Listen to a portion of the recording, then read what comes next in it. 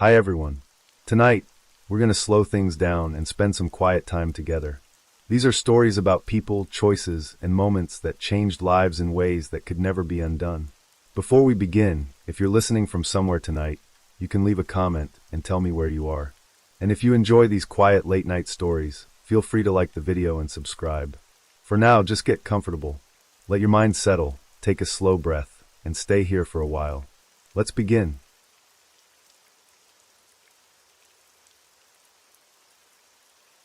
Story 1. She is not smiling. The photograph was taken deliberately that way. Her shirt carries printed words, uneven in the frame. Find Jessica.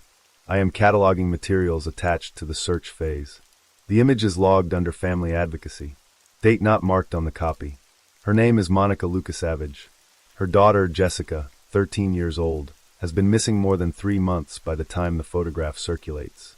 The calendar reads September 15th, 1995, when the chain begins.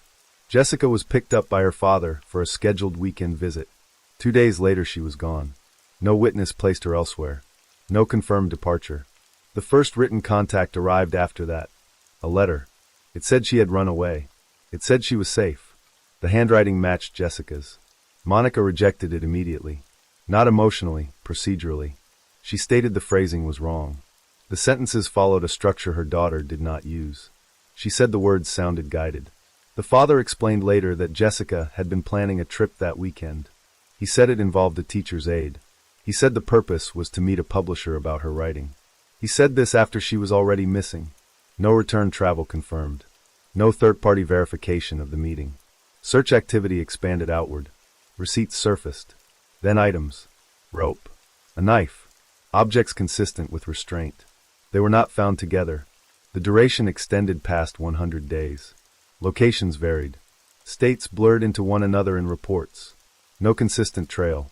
Jessica lived in Eau Claire, Wisconsin. She spent most of her time with her mother. Her parents were divorced. That arrangement had been stable. She wrote frequently. She drew. She joined a school writing club. The club was run by a teacher's aide. That aide was Stephen Oliver. For years earlier, in 1991, Oliver had moved next door with his son.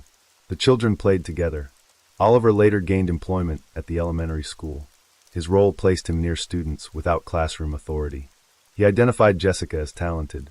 He separated her from peers during activities. This detail appears repeatedly in statements. Monica intervened. She contacted him directly. She ended the contact. Oliver apologized and accepted the boundary. Shortly after, he relocated. Not far. Directly across from Jessica's father's residence. The relocation altered the concern level. Monica notified her ex-husband. He dismissed the concern. He described Oliver as pleasant. Legal consultation followed. No mechanism existed to prevent contact during the father's custody time. The September visit proceeded as scheduled.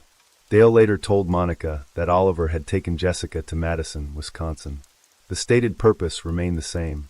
Publishing. Writing. A meeting that left no record. Monica had not been told. She would not have consented. The missing person report was filed. Days later, the letter arrived. It instructed them not to search. It insisted she was safe. The envelope had no return address. The investigation continued without confirmation that Jessica had written alone. The teacher's aide was not located with her. Neither returned. Some details remained fixed. Dates, names, distances. Others did not. I recognized the cadence before the words. I recognized the pauses. The letter carries her handwriting, but not her voice. It reads as if someone waited for each sentence to be approved. At the time, the document suggests a voluntary departure. Runaway language. Safety claims. No address. No errors. That framing holds briefly. Then it weakens. Concerns about Stephen Oliver already exist in parallel records. They predate the letter. They do not rely on it. Jessica met Oliver in 3rd grade. That detail surfaces later, during reconstruction. So does the duration. Years, not months. The abuse is not discovered all at once. It emerges in fragments that do not align neatly. Criticism first. Isolation. Removal from peers under instructional pretense. Punishment occurred out of sight. Separate rooms. Verbal degradation repeated with consistency. Statements designed to reduce resistance. Sexual abuse followed. Physical violence enforced compliance. Threats closed the loop. Jessica did not disclose. The reason given is protection of her family. That motive appears repeatedly in later testimony. Her writing changes during this period. That observation is logged, but not interpreted. September 16, 1995. Her father authorizes the trip. He believes it is academic. He believes it is supervised. Jessica leaves early. She falls asleep in the vehicle. The belief persists until waking. Restraints are already in place. Feet secured. Arms behind her back. Verbal control resumes immediately. He tells her she will not return. He tells her no one is searching. He tells her to forget her name. She is instructed to respond to a new one. A new family structure is imposed verbally before any destination is confirmed. She does not know where they are. She does not know how long the drive has been. They arrive at an airport. Security protocols are minimal for the period. A knife is carried without resistance. The threat remains constant, not concealed. She scans for interruption. There is none. The flight departs. No report has yet been filed. Back in Eau Claire, police enter Oliver's residence. They do not find him. They do find his former wife and his son. Custody arrangements had already been altered. Living arrangements changed prior to departure. Preparation is evident in retrospect. Receipts are collected. Travel-related. Supplies. Patterns suggesting forethought rather than impulse. Interviews widen outward. Neighbors. Colleagues. Anyone adjacent. The family mobilizes independently. Posters. Media appearances. Repeated exposure without response. No further letters arrive. Winter approaches. Concern shifts toward environment rather than movement. Heat. Shelter. November 1995. A vehicle is located at the Kansas City airport. It matches Oliver's. Momentum briefly returns. Then slows. The car provides presence. It does not provide direction. I am handling movement records now, not correspondence. The letter recedes. Geography replaces language. The uncertainty expands because distance expands. Anywhere becomes possible. That is the problem. After the flight, Oliver acquires supplies. Nothing dramatic on the receipts. Practical items. Items meant to alter appearance. Jessica's hair is cut, then dyed darker. This is done quickly. Function over care. They go to a hotel. At the front desk, he names them as family. Father and daughter. Dave Johnson. Cindy Johnson. He speaks easily. The story changes slightly each time, but keeps the same shape. A move south. A fresh start. A dead mother. A twin brother lost in a car accident. Grief as explanation. The clerk accepts it. He becomes restless afterward. Watches the parking lot. Counts license plates. Midwestern ones make him uneasy. They relocate. At the next hotel, he revises the story. Homeschooling. A withdrawn child. Limited movement. Renovations alter their placement. They are moved to the back. A section not open to guests. No foot traffic. No incidental noise. Distance inside the building becomes another barrier. The room door locks from the outside. Night passes. Jessica waits until his breathing changes. Then cries quietly. When he leaves, she tests the door. It does not open.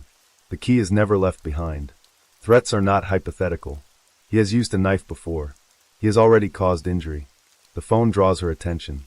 A rotary model. She waits again for him to leave. She dials from memory. The numbers do not connect. They reroute. 5 becomes 6. 7 becomes 4. The line is controlled. Escape options reduced to none. Physical exit blocked. Communication disabled. Time thickens. She holds images of home deliberately. Faces. Rooms. Voices. They blur anyway. Days accumulate. Weeks. Then more. Abuse continues without variation. Sexual. Physical. Verbal. She is restrained for long periods. Often tied to the bed. Food is rationed. Permission-based. Language used to justify it focuses on appearance. On worth. Beatings concentrate on the body's center. Mobility decreases afterward. The name Cindy is enforced. Repeated. Corrected when resisted. Memory becomes dangerous. Attempts to recall Jessica result in punishment. That association strengthens. Gradually, the past loses detail. Faces flatten. Edges fade. Identity narrows to what is permitted. While this containment continues, external efforts do not stop. The family expands visibility. Posters. Large format images. Billboards. Her photograph travels on the backs of trucks, across state lines. Without her, media coverage grows. National reach. The case appears on America's Most Wanted. The host, John Walsh, has his own history with abduction. That detail is noted in the file, not analyzed. Inside the hotel room, the name Cindy persists. Outside, Jessica's name circulates widely. The two do not meet. Public exposure alters the pressure, not the silence. The program asks for names, sightings, errors. Stephen Oliver's becomes louder than the others. The search widens again. Not geographically, procedurally. Phones ring longer. Tips arrive unevenly. Monica relies on her brother, Steve. He does not pace himself. He works until fatigue stops meaning anything. Statements from that period are repetitive. Prayer. Persistence. No conditional language. Inside the containment, Jessica still prays. Not with structure. Not with words that stay intact. The act remains even as names do not. She recalls something her mother once said, that if anything happened, she would be found. That promise survives longer than most details. Christmas Day, 1995. The house is occupied. The table is set. One chair remains unfilled. Celebration does not proceed normally. Descriptions from that morning are blunt. No joy. No interruption of absence. Time has passed long enough to alter expectation. That shift is noted, but not spoken aloud. December 28th, 1995. 104 days after disappearance. An investigator receives a late call. The source traces back to America's Most Wanted. A woman reports familiarity. A hotel. Two people using different names. Father and daughter. Dave Johnson. Cindy Johnson. The investigator is Jerry Southworth. He contacts the Houston field office. He expresses certainty without elaboration.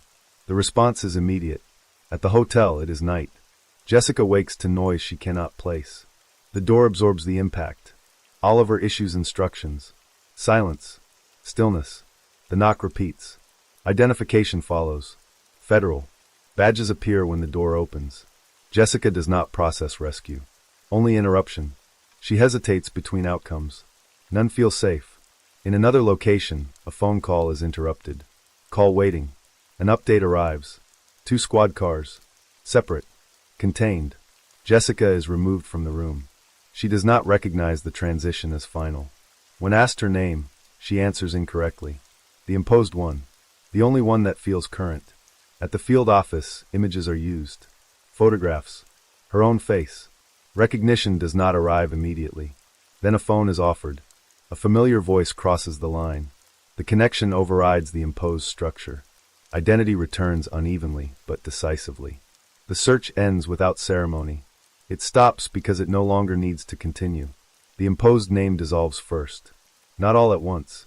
It loosens after the phone call. Cindy Johnson is spoken less. Then not at all. Memory returns unevenly. Recognition arrives before confidence.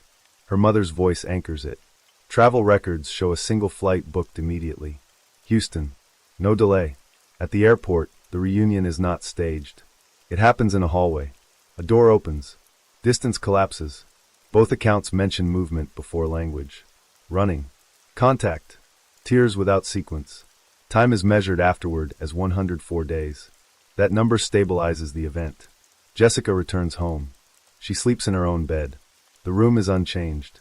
Her body is not. Medical files follow. Surgeries are scheduled. Internal injuries are addressed in stages. School resumes. So does attention. Responses from peers are not uniform. Some are cruel. Some are dismissive. Questions repeat. Why did you not run? Why did you stay? Why did you survive? The commentary persists through junior high, through high school, into college. The location of the abuse complicates recovery. It occurred within an institution meant to protect. That association does not dissolve easily.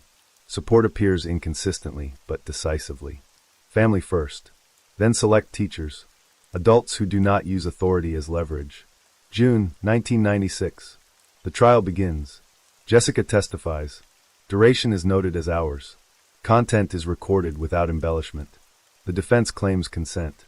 Volition. Reversal of responsibility. The court rejects it. Stephen Oliver is sentenced to 40 years. No parole provision. Afterward, Jessica returns to earlier practices. Art. Writing. They are altered but functional. Academic records improve. She completes higher education. Majors and minors accumulate. Medical prognosis suggests infertility. That outcome does not hold. Marriage occurs. Children follow. Trauma remains present. It is not constant. It is not absent. She speaks publicly. Schools. Community settings. Her statements focus on identification, prevention, recognition of patterns. Some parents ask afterward how to tell if something is wrong.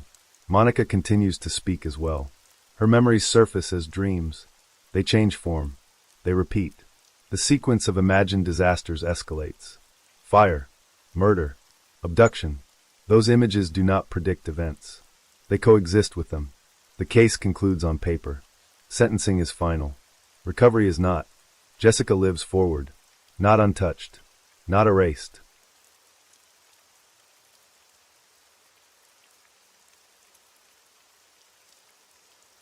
Story 2.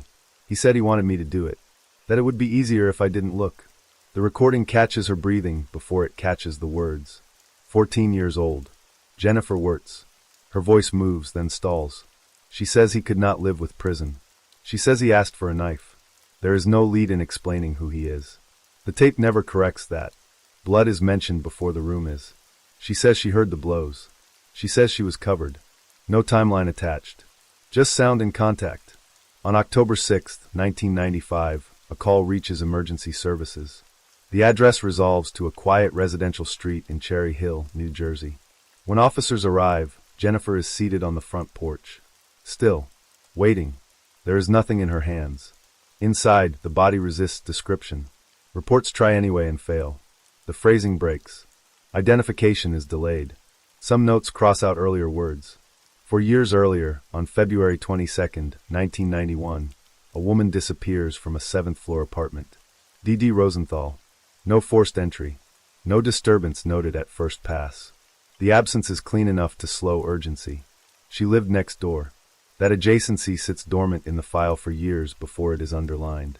7 years before the porch scene, Jennifer and her mother moved into the Somerset Tower after a divorce. 7th floor again. The building recurs in the paperwork like a refrain no one flags. Rebecca Wirtz is working weekends. Jennifer is young enough that supervision becomes a logistical problem, then a solved one. The janitor is named Eddie. Eccentric appears early in his descriptors. Helpful follows. He moves in quickly. The apartment is reclassified as a family unit without ceremony. Witness recollections describe laughter. Smiles. The notes feel borrowed from somewhere else. Behavior shifts are logged without dates. Controlling. Strange. Fixated. Jennifer's name appears beside his more often than Rebecca's does. He is left alone with the child on weekends. The arrangement is informal and undocumented. Abuse begins there, according to later statements. No contemporaneous report exists. At 7 years old, Jennifer tells her mother. The response is recorded once, years later, in anger. Imagination is the word attributed to Rebecca. The file does not verify tone. On February 26, 1991, detectives knock on the apartment door. For days since D.D. Rosenthal vanished. Every resident is being spoken to. Maintenance staff are prioritized. Eddie is interviewed earlier that day. He knows the missing woman personally. D.D.'s background arrives late in the packet. Canadian. Autism therapist. Newly arrived. Employed aspirations tied to a Philadelphia institute serving disabled children. Her brother insisted on a secured building. Top floor. Safety by elevation. 2 suspects are listed at that stage. Both maintenance. One is Eddie. The other is Steve Gomez, identified as D.D.'s boyfriend. Their entries are parallel columns that do not remain parallel for long. Police note that they are not taking chances with Eddie. The phrasing implies more than it explains. Years pass between entries. The drift widens. Abuse allegations sit unresolved. The disappearance remains open. Jennifer grows older inside the same structure that swallowed the neighbor. Back to October 6th. The knife is not described in the first report. Later it is. The order reverses. She says he told her not to look. The man becomes named only after the fact, after the house, after the blood. Cherry Hill Killer. The label feels procedural, not earned. It stays. He survives. That fact lands abruptly, without connective tissue. Custody follows. Trial language intrudes, then recedes. Sentencing details blur. What remains sharp is that Jennifer is the only one who lived. A note at the end of the file states that the killer is still alive. The phrasing suggests continuation, not closure. The porch is quiet again. The building stands. Some rooms are repainted. The 7th floor keeps its number. An officer wrote that the girl did not ask for a blanket. No conclusion is drafted. The record stops where it always stops, after the last verified action, before meaning has a chance to settle. The second man on the list was not subtle enough to disappear into routine questioning. Charles Reddish. The name held, then slipped. Most people did not use it. They called him Crees. That alias arrives before explanation, as if explanation were optional. Eddie's account never changed. He said the night of February 22nd was spent inside the apartment. With Rebecca. No gaps. Police checked the claim. Rebecca confirmed it. All night. Her statement is brief in the record and never amended. What unsettles the file is not the alibi. It is the child. The prosecutor notes a reaction during a later mention of Eddie, spoken casually in front of Rebecca. Jennifer's posture shifts. Her fear is described without measurement. One line is underlined twice. I wanted to do anything I could to protect her. The sentence belongs to the prosecutor, not to evidence. Before a second interview can be scheduled, the Wirtz family leaves Somerset Tower. Later readers flagged this as flight. At the time, it was common. Residents were leaving anyway. A woman had vanished. People talked. Elevators felt different. Forensics inside D.D. Rosenthal's apartment failed to cooperate. No forced entry. No blood. No shell casings. The bed is made. The absence accumulates. It does not point anywhere. One object survives the sweep. An automated teller receipt folded into a date book. $80. Rounded later, then dismissed.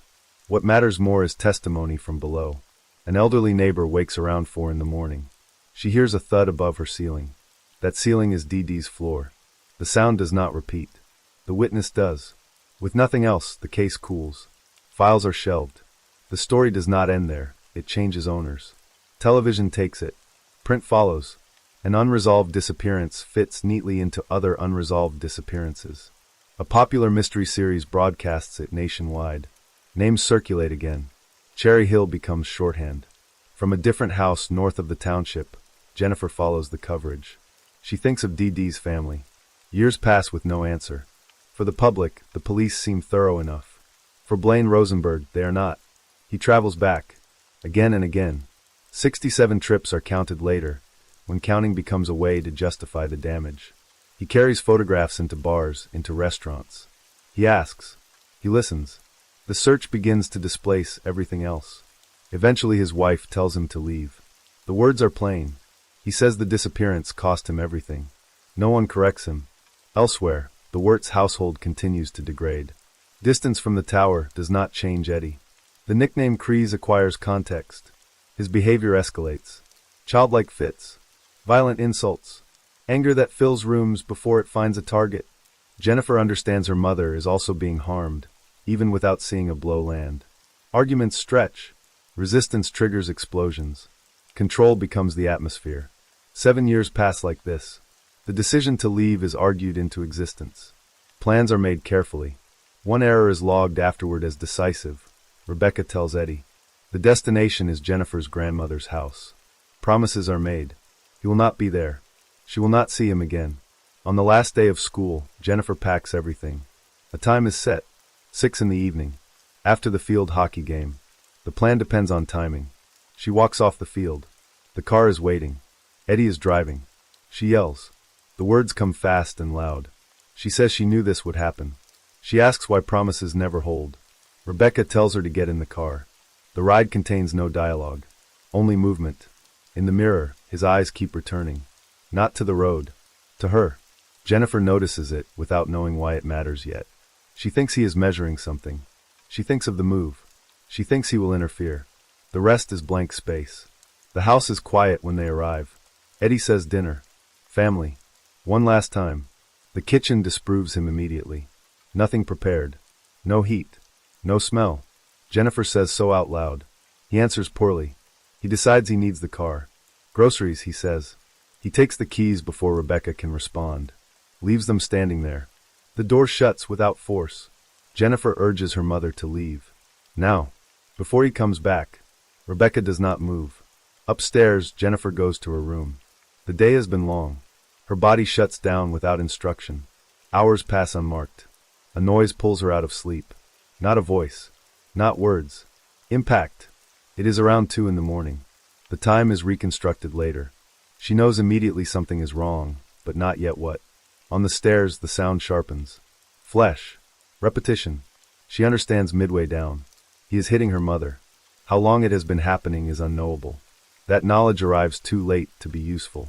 The blows stop. He turns. Rage is visible enough to register as a fact. He takes her by the hair and pulls her into the living room. Her feet do not keep up. The distance between rooms feels stretched. Rebecca is on the couch. Recognition is delayed. Injuries rearrange her face.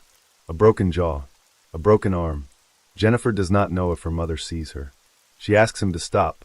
She asks to leave. The requests are recorded later, out of order. He throws Jennifer into a chair beside the couch. Picks up what he prepared earlier. A drape. A small hatchet. Both were already on the floor. She yells. He covers her with the fabric.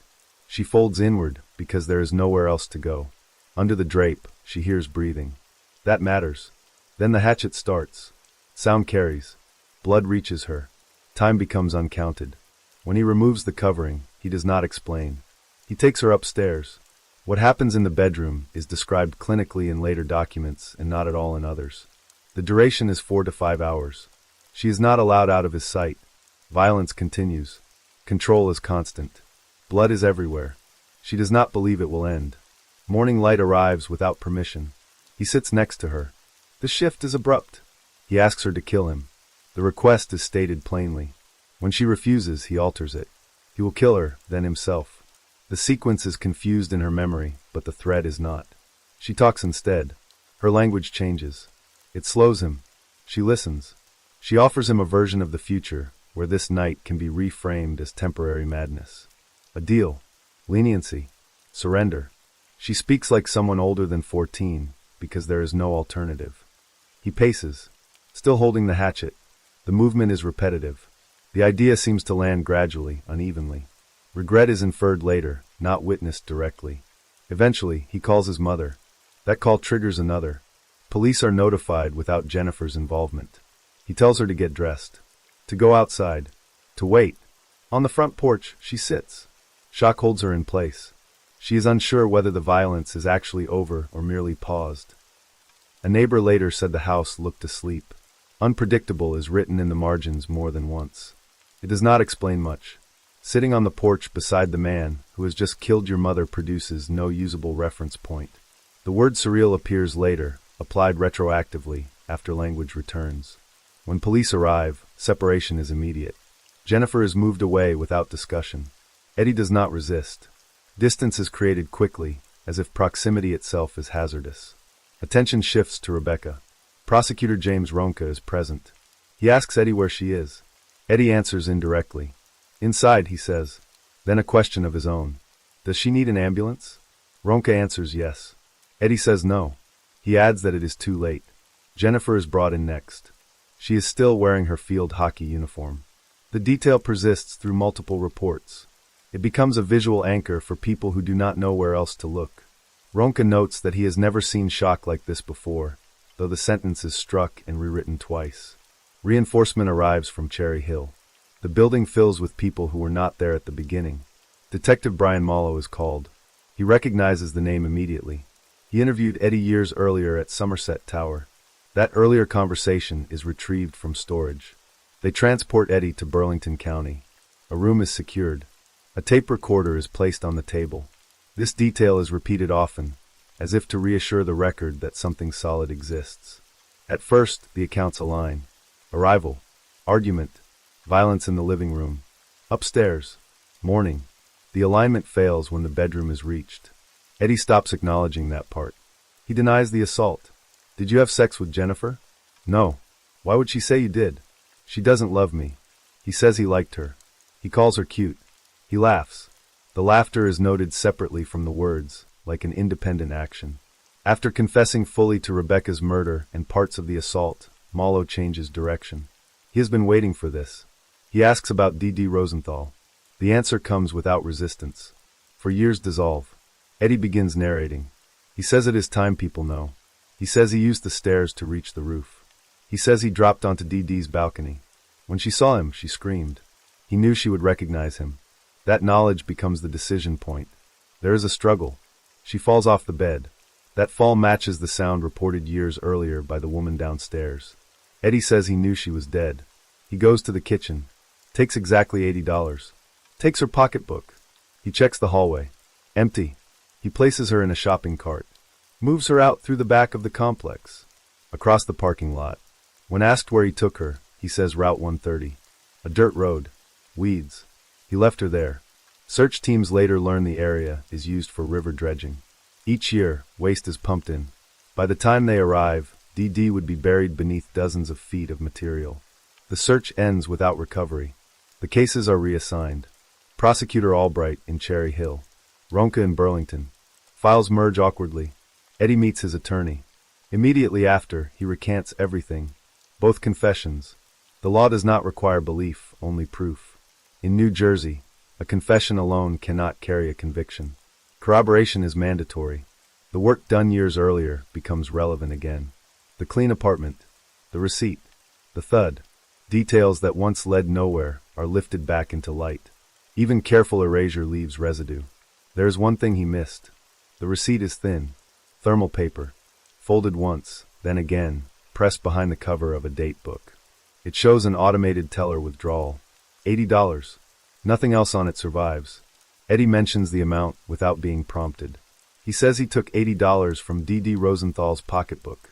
Not a range. Not cash. A number. That alignment matters more than tone. One prosecutor later calls it the final point of contact between confession and fact. He waits for the jury to see it. He does not hide his anticipation. Jennifer testifies first. Because she is alive, the case moves quickly. The jury is out for less than 40 minutes. When they return, the verdict is already settled. Guilty. For Rebecca's murder and the assault on Jennifer, Eddie receives a life sentence. The paperwork is straightforward. There is no appeal on that count that alters the outcome. The second case remains. D.D. Rosenthal. Prosecutor Albright wants more than additional time. She wants death. At that moment, the statute still allows it. Legally, the case is sound. Practically, it is fragile. Eddie has withdrawn his confession. Without a body, everything leans heavily on inference. His defense shifts strategy. They introduce tips. Sightings. Calls that came in after a television broadcast. A woman who looks like D.D. in another state. A rumor in a grocery store. Each is presented not as truth, but as possibility. The suggestion is that D.D. chose to leave. That she abandoned her job. Her family. Her plans. To accept that, the jury would need to believe she dismantled her life deliberately. That argument is built carefully. Slowly. It finds traction. The jury convicts anyway. Jennifer and Blaine Rosenberg react differently, but arrive at the same place. Relief appears briefly. They place a marker. Flowers are set down. For Blaine, it is the first time he allows himself to cry without interruption. The pause does not last. In 2004, a procedural review identifies an error. The presiding judge misstated an element of instruction to the jury. It is enough. The conviction is vacated. A retrial is ordered. At the same time, the law shifts. New Jersey moves toward abolishing the death penalty. The window is closing. Albright knows it. She believes she can win again. But certainty does not outweigh risk. Another trial means delay. Unpredictability. Another exposure for Jennifer. Another opening for doubt. She speaks with Blaine. With Jennifer. Then she offers a deal. Eddie will plead guilty to D.D.'s murder. In exchange, he will receive a sentence ensuring he never leaves prison. No retrial. No jury. He accepts. Sentencing occurs in the summer of 2005, 10 years after his arrest. The paperwork finalizes what had already been functionally decided. Jennifer has been rebuilding in parallel. She moves in with her sister Shannon, enrolls in Catholic school, joins a cheerleading team, makes friends without explanation. Her other sister's close ranks. Support becomes routine rather than emergency. She works at it deliberately. Later, she becomes a mother. 2 daughters.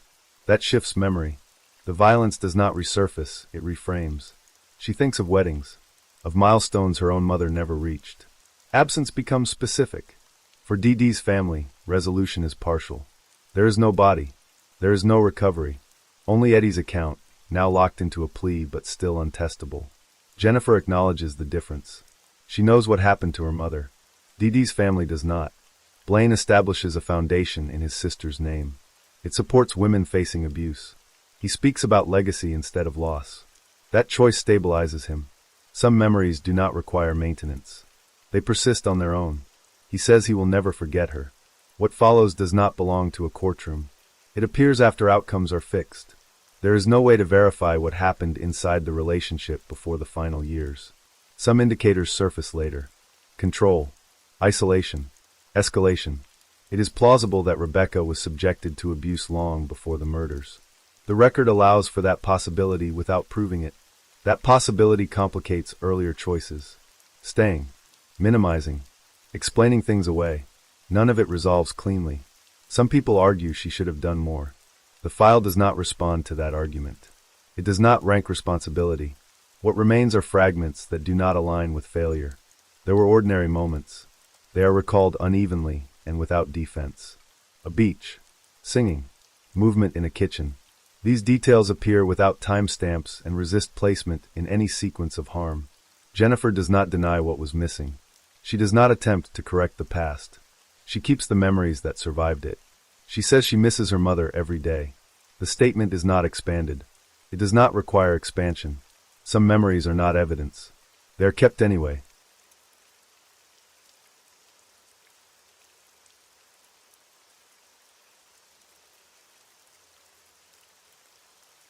Story 3. The statement came first. Loyalty. Few friends. Losing one described as damage, not distance. It was delivered calmly. Repeated later, with the same cadence, as if repetition might stabilize it.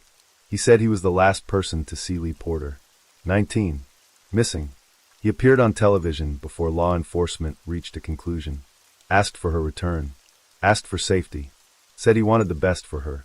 He said she was tired. Said she wanted to crash. Said she left shortly afterward. The sequence never tightened. The pauses stayed where they were. Someone yelled from off-camera. The language didn't change. The family stopped waiting. Not immediately. After calls stopped being returned. After messages stacked without replies. The idea that she had simply taken space never held. They believed the only way forward was closer to the source. Max Porter took the role without naming it. He positioned himself near the man. He made cooperation seem mutual. He let the conversations continue. The phone stayed on. Audio only. He didn't interrupt much. He let the other voice wander. Just start letting it out. The request didn't land. It repeated anyway. I need my sister back. A chair scraped against the floor. Someone asked where she was. No one answered. Time placement becomes uneven here. It is 2005. That date surfaces during a confrontation and then disappears again. Later records will not align with it cleanly. It stays anyway. What is this? Is this it? Threats were spoken aloud. Departure was not permitted. The exchange ended without resolution.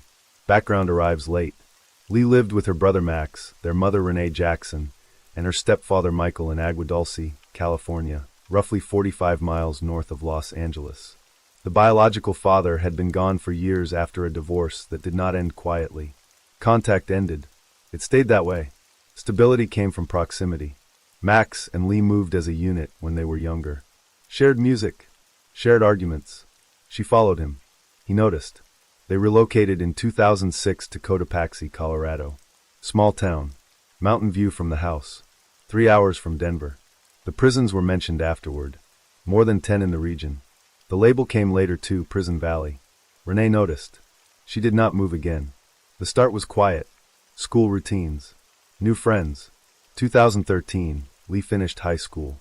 Max completed a degree in massage therapy at Trinidad State College. He left for California to build a business. Lee planned to follow. Same program. Same work.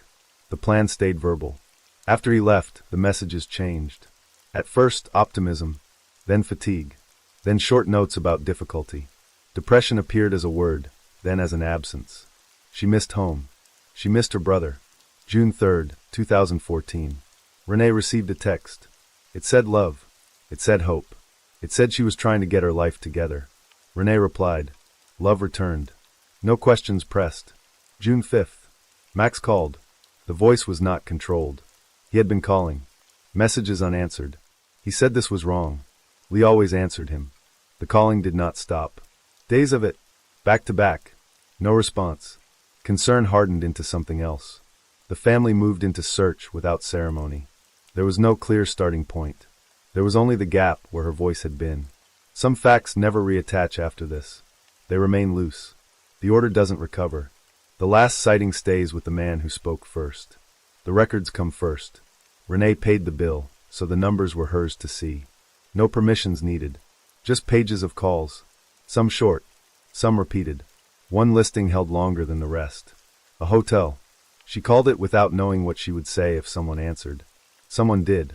The name came back attached to a room, a date, and another person. Lee Porter stayed there on June 2nd. She was not alone. The man's name was Jesse. June 3rd was the last contact the family had from Lee. The spacing between those dates did not feel neutral. We needed to find Lee. The sentence came out flat. It stayed that way. Max returned from California. The flight time is not logged here, only the fact that he arrived. Friends printed paper. Faces. Phone numbers. Tape peeled badly from windows. Renee called law enforcement. She said missing. She said hotel. She said Jesse. They brought him in quickly. He said goodbye happened at the hotel. He said he did not see her after. He did not add more. There was nothing to hold him with. No physical trace. No contradiction that could be kept. It stalled. Not officially. It just did not move. No one could say yet whether a crime existed. Renee shifted direction. Lee had always folded toward her brother. If something was wrong, Max would know the outline of it, even if the details were bent. When he spoke, it did not come out in order. Jesse was not just a name from a receipt. He was Lee's boyfriend. A tattoo artist, according to Lee. Talented.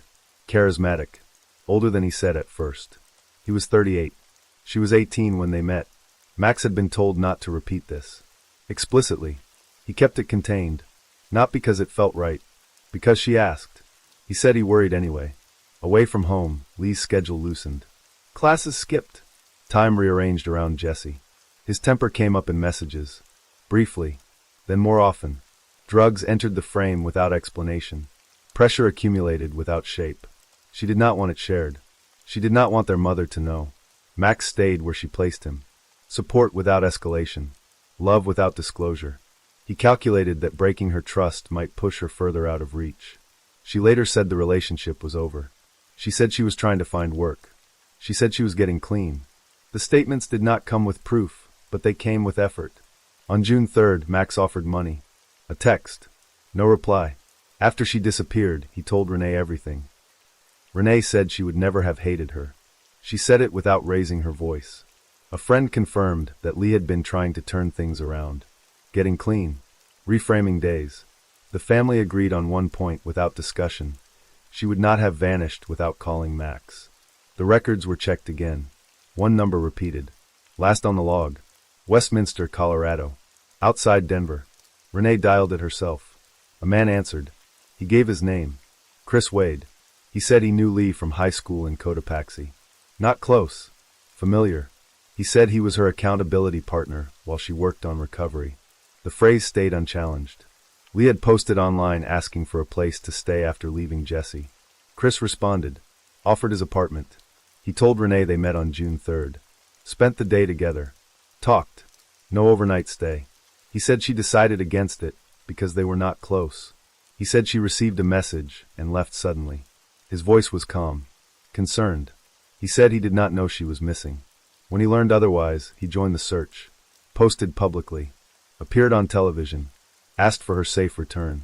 During the broadcast, he added something new. He said he found drugs when Lee came over. He said he confronted her about them before she left. The detail did not appear in the phone records. It stayed anyway. The interview does not age well. Renee watches it again. Not all at once. Pieces. His eyes move before questions finish. His hands come up when they are not needed. Sympathy bends toward him, then away, then back again. He speaks as if proximity can be claimed after the fact. Something doesn't settle. Time keeps moving anyway. The family understands what that usually means. Fewer outcomes, narrower margins. They stop waiting for reassurance and begin narrowing their focus. Chris Wade becomes the center by default, not by proof. He was last. Max does not confront him. Not yet. He chooses patience instead. Messages that sound understanding. Agreement where none exists. He avoids pressure that might close the door. Trust is treated like a tool that can be assembled slowly. At the same time, police return to Chris. He welcomes them. Again. He tells them Lee arrived around noon on June 3rd. Lunch at Boston Market. Video games afterward. Ordinary details delivered carefully. Then interruption, a text. Urgency. A truck outside. A man inside it. Lee gets in and leaves. When detectives repeat this to Renee, she pauses. That part had not been said before. June 10th. 7 days gone. Investigators enter Chris Wade's apartment. The space is cluttered. Food waste. Trash pressed into corners. Near the mattress, a knife. Bleach marks on the blade. He explains quickly. A cut hand. Cleaning. Receipts surface. Bleach. Rubber gloves. Purchased June 4th. The day after Lee disappeared. The bed draws attention. Sheets gone. Pillowcases missing. First explanation, a nosebleed. Sheets removed, placed in a hamper. Second explanation, the sheets left with Lee. The change is noted. Nothing resolves. They take him in again. Questions circle the same hours. His intent. His invitation. He insists he was helping. That is the word he repeats. Helping. There is still no witness. No physical trace that holds. Surveillance begins. Movement stops. The family does not stop. Max has been talking with Chris the entire time. Carefully. He asks to meet. Frames it as neutral. No accusations. No police. Just people who want answers. Chris agrees. June 12th. A park. A gazebo. 9 days after Lee vanished. Chris believes the meeting is informal. A tarot reading. Something symbolic. He sits down expecting reassurance. Max places his phone on the table. Recording begins without ceremony. The reading starts. Chris speaks confidently. He says there is no sign of harm. Says she will be found safe. The words arrive too smoothly. Max does not interrupt. He nudges instead. Returns to June 3rd. Again. Slowly. He keeps his voice steady. He offers understanding before facts. Chris, we just need to know. Promises are made without authority. No grudges. No explosions. Just the suggestion that truth might relieve something. Chris hesitates. Long enough to notice. A hand trembles near the table. Someone says please without raising their voice. He starts again. Same beginning. Lunch. Apartment. Then it shifts. This time, he says Lee asked for money. When he refused, he says she took a knife. Threatened him. Demanded drugs in exchange for stopping. The knife is the same one found by the bed. Max interrupts for the first time. Briefly. Flat denial. He says she would not do that. He says it once. Then stops. Chris continues anyway. Apologies appear in his speech. Not explanations. Just apologies. He sounds unsure whether he is being believed. The recording continues. Nothing is concluded here. Not yet. He backtracks first. Slightly. Says he exaggerated. Says that isn't lying. The distinction is offered as if it matters. Max feels the shift immediately. Anger pushes up fast, then stalls. He reins it in. He knows the window closes the moment Chris decides he's done talking. So Max apologizes. Not because he believes him. Because silence would be worse. Chris keeps going. He says Lee came at him more than once. Knife moving. He says he avoided her, grabbed her instead. His hand went to her throat. Pressure applied. The knife wedged between them. Then her body went slack. He notices the wound afterward. Through the sternum. He says he should not have done it. He says he covered it up. Max interrupts once. Where is her body? Chris asks to finish first. Max agrees. Sir. The word lands heavy. It is deliberate. Respect performed, so the story will continue. The admission is complete now. There is no ambiguity left. Chris says he panicked. Says he did what he could think of. He says he put her in a dumpster. He says he plans to turn himself in. Within the week. Max stands before the sentence ends. No waiting. No weeks. He blocks him. Voice breaks through restraint. He will not let him leave. He will not let him drive away. He says the words out loud. Says who she was. Says what was done. The table shifts. Bodies move. Someone pulls Max back. He shouts for the phone. Says it's recorded. Says call the police. Chris is told then. The recording. All of it. The confession reaches emergency services directly. 911. A murder confession. Lee Porter. Law enforcement does not arrive surprised. Chris Wade had already been under watch. The meeting had eyes on it. The family did not know that. Max did not know that. It is rare. A family member extracting a confession while surveillance is active. It happens anyway. Chris Wade is taken into custody. The call to Renee comes after. Max cannot steady his voice. He says her name. He says she is gone. He says who did it. Renee hears it without preparation. She calls it in herself. Repeats the words. Says the man admitted it. Says her daughter is dead. The confession does not end questions. Chris Wade claims self-defense. The claim is reviewed, then thins. His history surfaces quickly. Military service after high school. Jiu-jitsu training. Discharge after psychiatric evaluation. He told clinicians he had fantasies of sexual violence and killing women. He said they were private. Separate. The separation does not hold. Investigators uncover an earlier incident. High school. An attempted abduction. A girl. He planned to kill her. He fled when a dog intervened. After the discharge, he enrolled in criminal justice. He said he wanted to become a police officer. The record accumulates without commentary. The lies are no longer sequential. They overlap. What remains is the admission, captured without warning, spoken to the one person who could not afford to hear it. Lee Porter. Max Porter. Renee Jackson. Christopher Wade. The explanation does not survive repetition. For years, the thought appears again and again in his records. Violence imagined before it occurred. Not once. Not briefly. The claim of self-defense weakens as more of him becomes visible. The timing. The preparation. The prior disclosures. The earlier attempt that never reached a courtroom. The body is missing. That absence shapes everything that follows. Christopher Wade says he put Lee Porter into a dumpster. Police follow that version because there is nothing else to follow. Landfills are searched. Days turn into weeks. Heavy machinery pauses. Workers sort through what should not be sorted. On the 19th day, objects surface. A phone. A purse. A wallet. Clothes.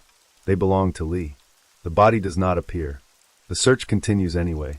45 days in total. The landfill gives nothing more. Without a body, the prosecution loses leverage. The narrative cannot be reconstructed inside the apartment. Angles. Sequence. Duration. None of it can be proven cleanly. Wade's version remains technically possible, even as it strains belief. A plea is offered. Second-degree murder. In exchange, the location of her body. He accepts. The paperwork is completed. Signatures placed. The exchange should happen next. It does not. He repeats the same story. The dumpster. Nothing new. No coordinates. No correction. There is no mechanism left to undo the agreement. No proof that the story is false.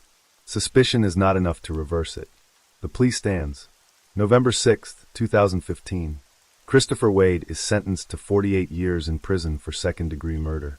He must serve 3/4 of that sentence before parole becomes possible. There is still no body. The family is left with an incomplete record. They believe he lied about the disposal.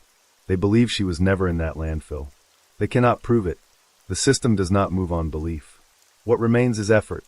Without the confrontation, without the recording, without the pressure applied by her brother, there would have been no confession at all.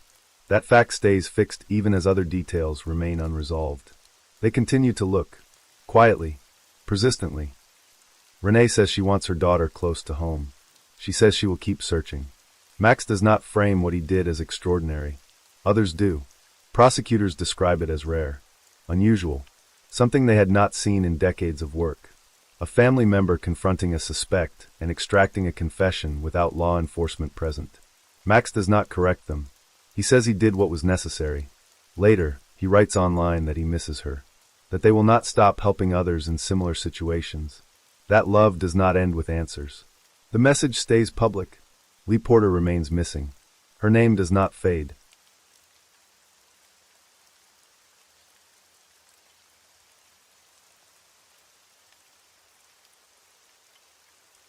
Story 4. Lawrenceville, Georgia. July 8, 2011.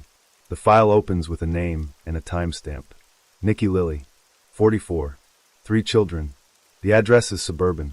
The house is wired. There is a recording from that night. Or parts of one. Video exists, technically.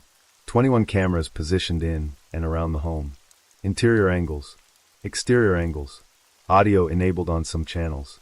Nothing captures her leaving. Nothing captures an argument. Nothing captures a fall or a struggle. What remains is a fragment of sound, partially damaged, time-stamped, unrecoverable in places. Hours later, she is gone. The equipment does not fail. It simply does not show anything useful. The earlier material comes from January 1996. Athens, Georgia. Nikki is younger then. Single. Living with her daughter Alex, age 5. Records describe instability but not neglect. Divorce already processed. Custody divided. Online chat rooms appear in her activity logs. Not unusual for the period. Alex later describes the contrast. Her mother advancing academically.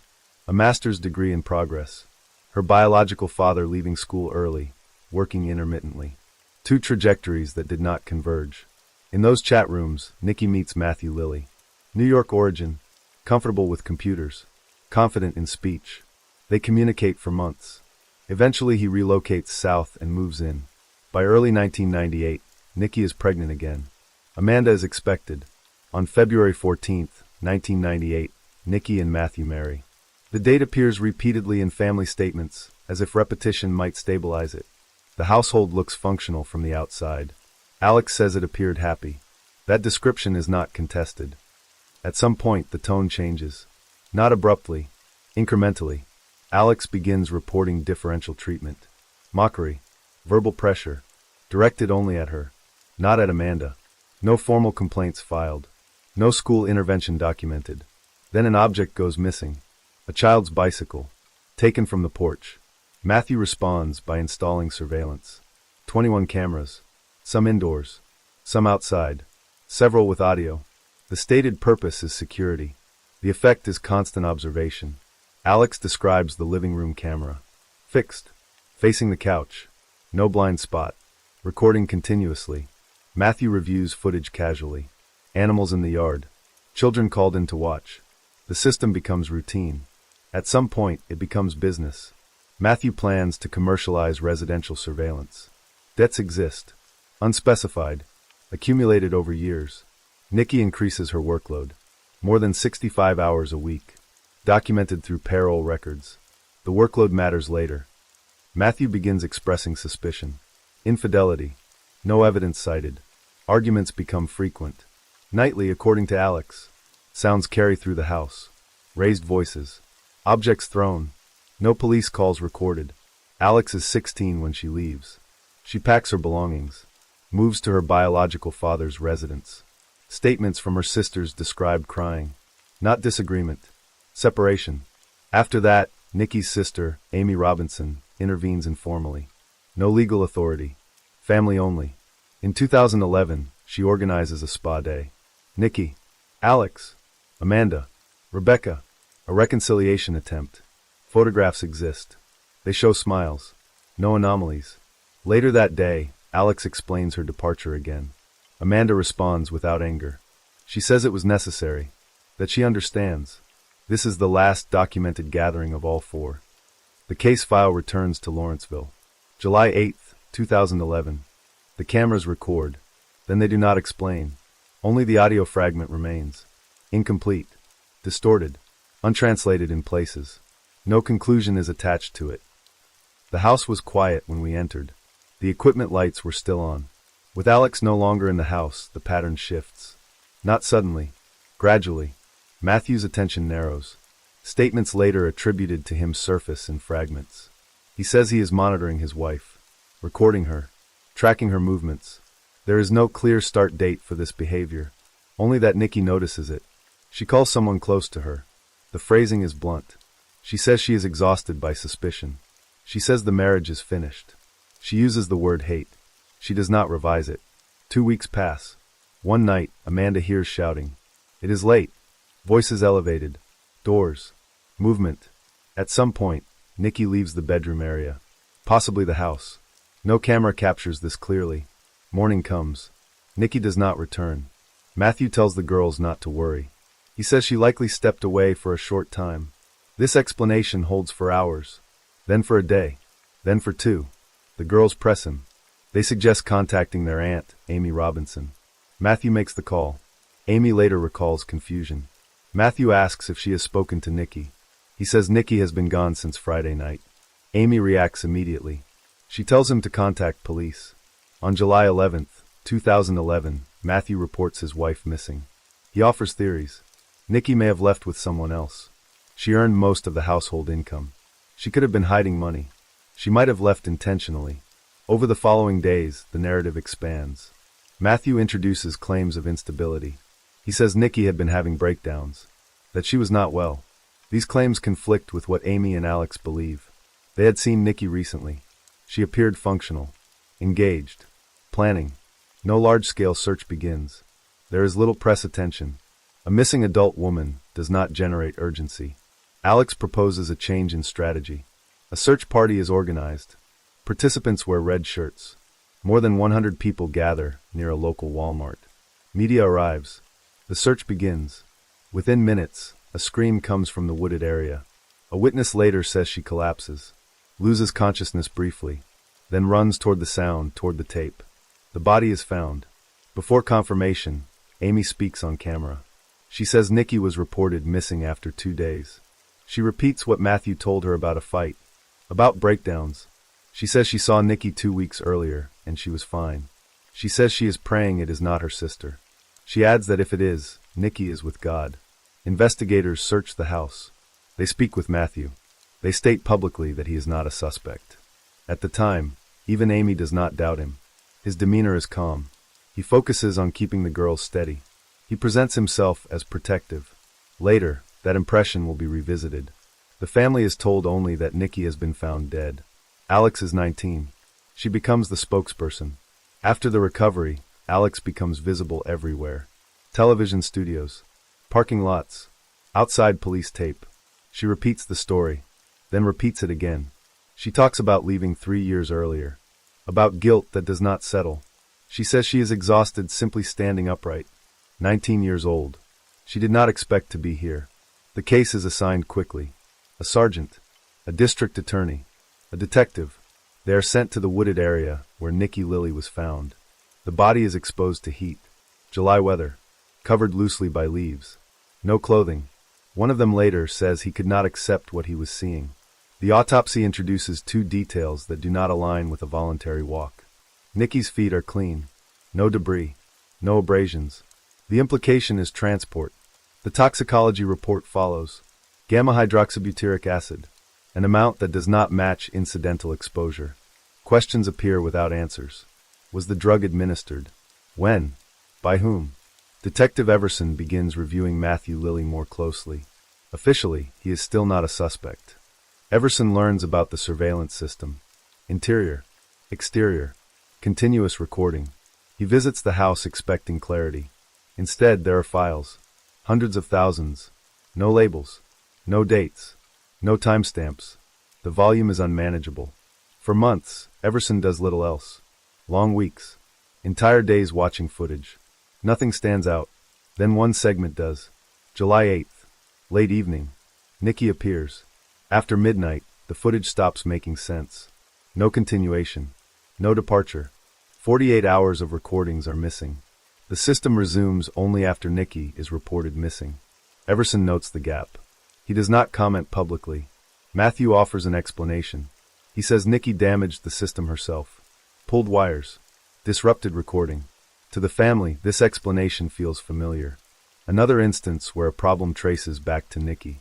Amy recognizes the pattern before she names it. Everson does not accept the explanation. From that point, Matthew becomes the focus. Phone records are collected. Matthew's phone. Also Nikki's. Also Alex's. Even his own. Tracking software is confirmed. Calls are reviewed. One stands out. After Nikki disappears, but before she is reported missing, Matthew tells his brother-in-law he has already begun divorce paperwork. Another call follows.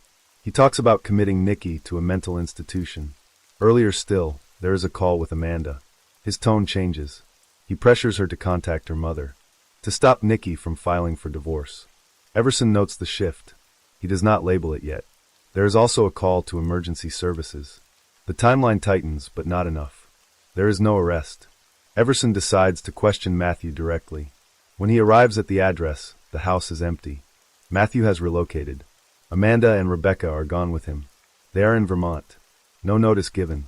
7 months pass. No arrest. No charge. Detective Everson compiles what he has and steps back. The material moves upward. Sergeant John Richter takes possession of the case. Richter does not revisit the woods. He revisits the machines. All hardware copied from Matthew Lilly is sent to digital forensics. Drives. Storage units. Duplicates already examined once and abandoned. This time something surfaces. A directory labeled fights. Inside it are thousands of audio files. No dates. No file names that indicate sequence. No context. Just sound. Richter and the district attorney begin listening. Weeks turn into months. Months stretch close to 2 years. At first, the recordings seem one-sided. Nikki's voice escalates. Matthew sounds calmer. Measured. Controlled. It creates doubt. Then the technicians interrupt that impression. Nearly every file contains gaps. Hard stops. Abrupt starts. The recordings are not continuous. Matthew is activating the system late. After escalation. After provocation. He records only when Nikki is already overwhelmed. In several files, the pattern repeats. He isolates her. Locks doors. Keeps talking. 6 hours, in some instances.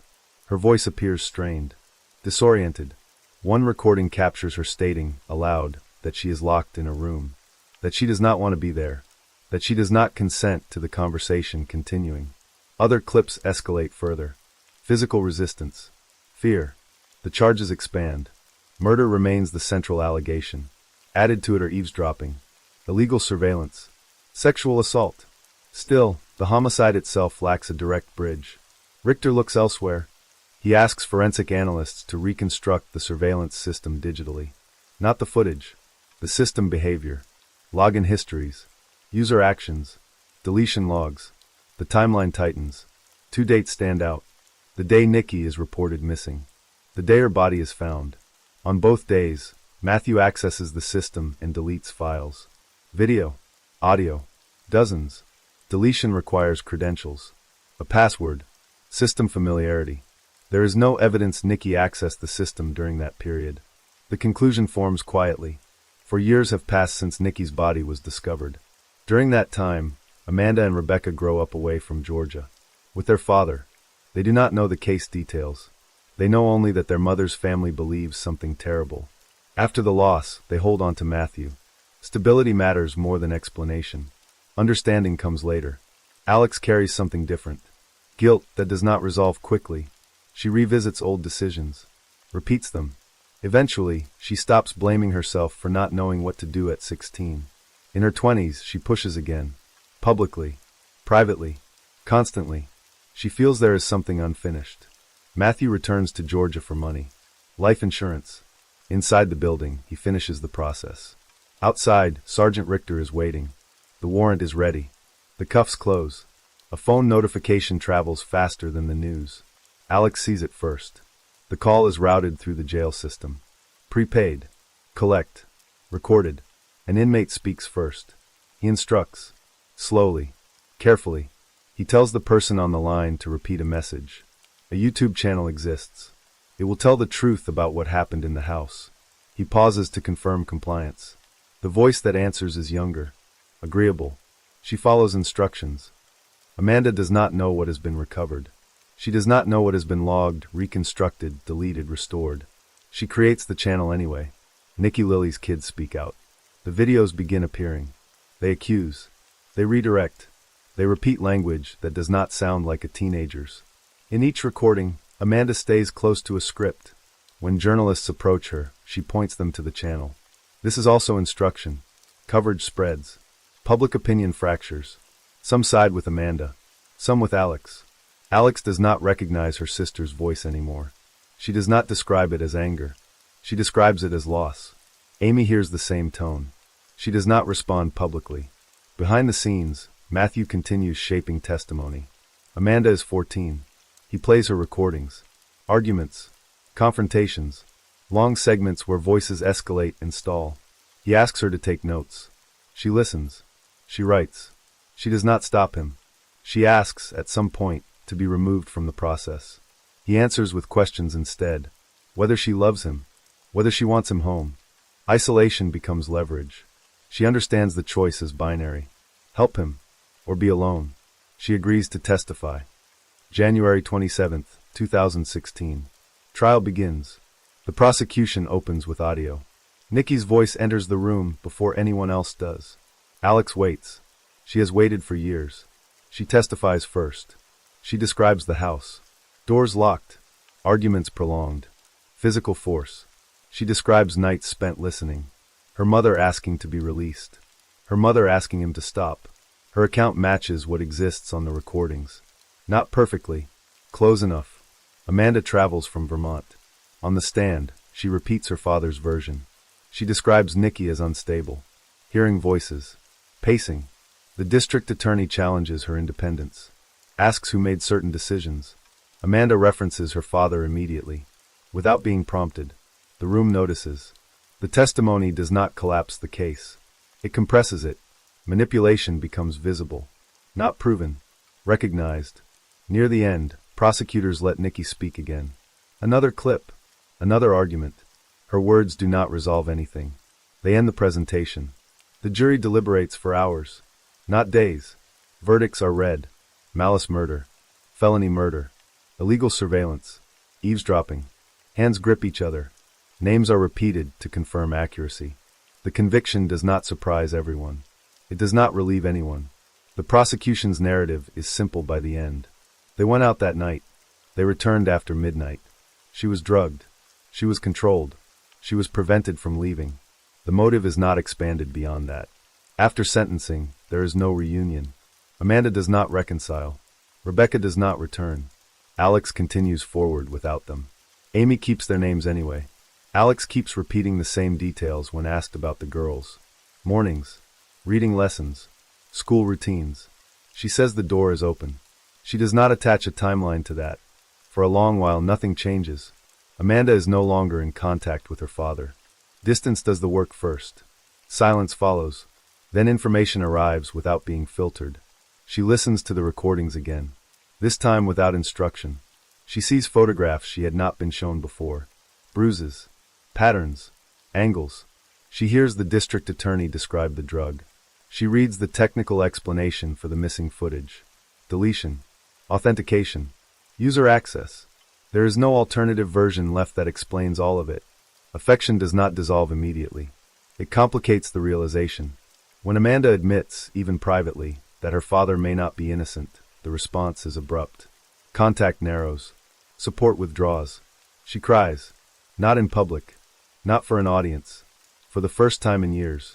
Later, she reaches out to Alex. 8 years have passed without direct conversation. No holidays shared. No updates exchanged. They meet cautiously. No declarations. No absolution. The relationship restarts unevenly. Alex helps Amanda move into a dorm room. An ordinary task. Alex cries on the plane afterward. She says she was not supposed to be there. Amanda begins to speak about her mother without preface. Without qualification. Without needing to defend anyone. She says it becomes easier to remember Nikki once the anger is removed from the frame. She says she thinks her mother would be proud. She does not specify why. There is no single description of Nikki that holds. Ambitious. Persistent. Tired. Strong in public. Contained in private. The record shows prolonged control inside the home. It does not show when Nikki decided to leave. Only that she did. What remains afterward is fragmented. A family divided. Then partially returned. Amanda, Alex, and Amy stay in contact. Rebecca remains mostly outside the record. They speak about abuse in general terms now. Not as instruction. As fact. Shame existed. Isolation existed. The silence lasted years. None of that changed the outcome. The case closes without restoring what preceded it.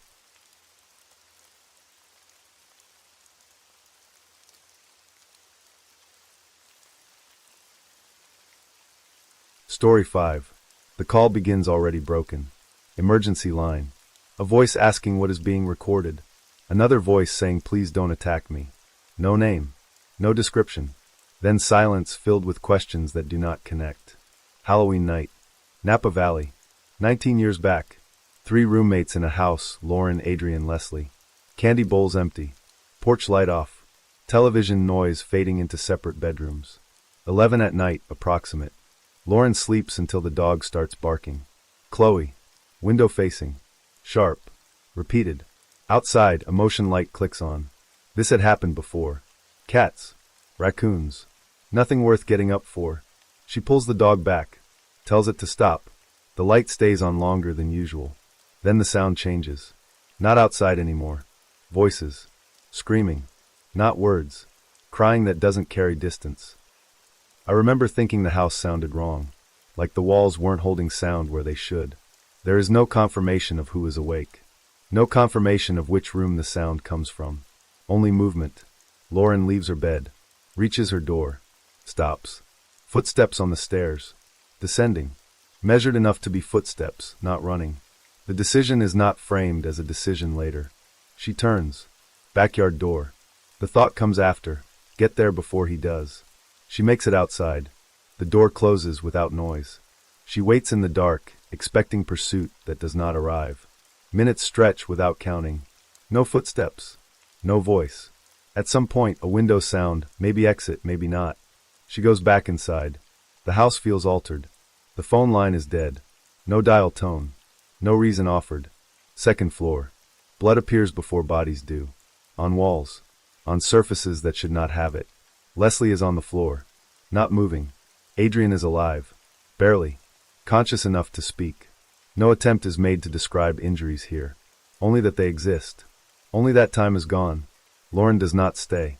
She finds her cell phone. Takes Chloe. Goes to the car. The call resumes there. 1 unconscious. 1 bleeding. She says she is driving. She does not know what to do. The dispatcher tells her to return. She turns the car around. There is no mention of checking mirrors. No mention of locking doors. Police arrive at approximately 2:15 in the morning. Paramedics follow. Adrian dies shortly after. Later reconstruction estimates the attack lasted 4 minutes. No more. Lauren survives without physical injury. The attacker is not present when police arrive. No direction of escape is confirmed. The house remains. 2 rooms end permanently. 1 continues without explanation. 8 months earlier, February 2004. The timeline steps backward without asking permission. They rented the house together before anyone else mattered. Lauren, Adrian, and Sonia briefly before plans shifted. Napa, California. A rental that looked ordinary enough to argue over furniture placement. Lauren cared deeply, according to everyone who knew her. Too deeply, some said later. The kind of person who rearranged her life around the needs of others. Moving day wasn't quiet. Adrian's friend Lily helped. So did Lily's boyfriend, Eric. Boxes in the hallway. Doors open longer than necessary. Not long after, the neighborhood introduced itself. A loose group of young women living nearby. One of them stood out. Leslie Matsara. Outgoing in a way that disrupted rooms. Southern warmth. Loud laughter. Immediate familiarity. People noticed her even when they didn't mean to. Leslie's own roommates were preparing to leave. An open bedroom already existed. The invitation came easily. June. 3 women in the house now. Friendship followed faster than logistics. For months later, police were inside that same house. Not carefully at first. Then methodically. Every surface reevaluated. Families struggled to accept the finality. The disbelief came before anger. Before grief settled into something that could be carried. Blood was found on the blinds. Near a window investigators believed had been forced. Outside, zip ties knotted together with a rubber band. Cigarette butts close by. None of the women smoked. The assumption followed without being proven. Someone waited there. No weapon was recovered. The injuries told enough on their own. Repeated stab wounds. Excessive. Leslie was likely asleep when it began. That determination came later, after reconstruction. Adrian appears to have entered the room mid-attack. There was a struggle. Evidence of resistance that did not end quickly. She would not have stopped fighting. That part everyone agrees on. Investigators did not lean toward randomness. The violence felt directed. Familiar. Someone who knew the house or the people in it. Lauren escaped. physically unharmed, present for everything else. She could not describe a face. That absence followed her. So did fear that the person had not finished. Halloween complicated everything. Costumes, masks, people moving between houses without question. A stranger could blend in by doing nothing unusual at all. Suspicion spread outward, then inward. Friends were reconsidered. Ex-partners revisited. Small slights re-examined. Leslie's past widened the circle. Former beauty pageants. Travel. A long list of acquaintances. Because she was attacked first, investigators questioned whether she had been the intended target. Hundreds of DNA samples were taken. Relatives, friends, neighbors, registered offenders nearby. None matched. Time passed without direction. Each lead closed itself. Adrian's mother leaned on Lily. And on Eric. They believed someone must have noticed something. Injuries, changes, silence that arrived too fast. Months later, Lauren was still living inside the event. Grief layered with suspicion aimed at her. Doubts about how she survived when the others did not. Guilt persisted without resolution. So did fear. Sleep became difficult. Darkness louder than before. Every quiet moment stretched longer than it should. Sleep does not arrive cleanly anymore. Night pulls everything back without sequence. Touch becomes intrusive before it becomes comforting. Her mother tries anyway. Hands reaching. Stopping. Support that has to work around boundaries that didn't exist before. The mother keeps thinking separately in loops. Old conversations. Casual remarks. Nothing sharp enough to cut forward. Every person removed by investigators leaves more space, not less. Lauren begins moving on her own. 2 psychics in Los Angeles. Marty Perry and Michael Perry. A phone call arranged without ceremony. They claim contact with the dead. With Adrian. With Leslie Matsara. Police are told. Against instinct, they agree to listen. A sketch comes out of it. Not from a witness. From impressions. A shape. Facial hair emphasized. A goatee. The image is emailed. Lauren looks at it longer than expected. There is recognition without certainty. The drawing goes into the file. An in-person session follows. This time a name surfaces. Michael says it plainly. Lily. Lauren does not react immediately. Lily is familiar. Safe. Part of the group. Nothing more. Lily Prudhomme had been Adrian's closest friend. The name feels misplaced, like static crossing a signal. September 2005. Nearly a year has passed. Halloween approaches again. No usable leads remain. Police frustration is no longer quiet. Families feel watched by uncertainty. On September 22nd, information is released. A rare cigarette brand recovered at the scene. Camel Turkish Gold. Few stores carry it. Few packs sold each week. DNA from the cigarette saliva matches blood left inside the house. Pressure is intentional now. 5 days later, a man walks in. He does not flee. He does not negotiate. Eric Koppel. The call reaches Adrian's mother first. An arrest. Then the name. Shock arrives late. It has to pass through disbelief first. Eric was family adjacent. Supportive. Present. Married to Lily earlier that year. February 2005. 7 months before he turns himself in. Adrian was meant to speak at their wedding. Her mother did instead. Now the details rearrange themselves. Eric had not been interviewed. He was listed, then overlooked. No explanation survives. No criminal record. No outward markers. Halloween night reconstructs slowly. A party. Alcohol. An argument. Lily leaves. Eric stays behind alone. He later claims fragments of memory. Leaving the apartment. Taking a knife without knowing why. Afterward, he burns his clothes. Attempts erasure. Evidence resists that effort. Cigarette saliva. Blood on blinds. DNA alignment. He does not explain motive. That absence becomes louder than confession. Earlier, March 2004. Lily ends the engagement. Drinking. Refusal to change. Friends speak. Some say Adrian spoke too. That Lily could do better. Adrian and Lily planned a trip to Australia. Details ordinary. Implications not. Investigators had focused elsewhere. On Leslie. On strangers. On distance. The center had been closer.